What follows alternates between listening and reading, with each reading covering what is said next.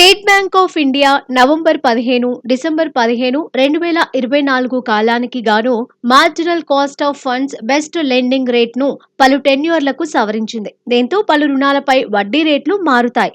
3 నెలలు, 6 నెలలు, ఏడాది టెన్యూర్ ఎంసీఎల్ఆర్ రేట్లను 5 బేసిస్ పాయింట్ల మేర పెంచింది. ఈ సవరించిన కొత్త వడ్డీ రేట్లను నవంబర్ 15, 2024 నుంచే అమల్లోకి తీసుకొచ్చింది.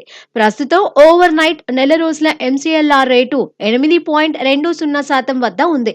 ఇక 3 నెలల ఎంసీఎల్ఆర్ రేటు 8.50% నుంచి 8.55% పెరిగింది.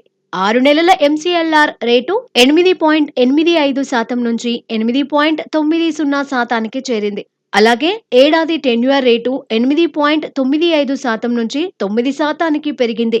2 ఏళ్లు, 3 ఏళ్ల టెన్యూర్లకు 9.05% నుంచి 9.10% వడ్డీ రేట్లు ఉన్నాయి.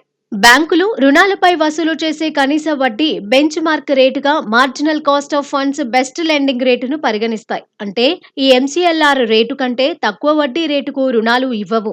ఎస్బీఐ ఆటో రుణాలు ఏడాది టెన్యూర్ ఎంసీఎల్ఆర్ కు లింక్ అయి ఉంటాయి. ఇక పర్సనల్ లోన్స్ 2 ఏళ్ల ఎంసీఎల్ఆర్ రేటుకు లింక్ అయి ఉంటాయి. ఇక ఎంసీఎల్ఆర్ బేస్ రేటు 10.40% ఉంది. Bench mark prime lending rate 15.15% ఉంది.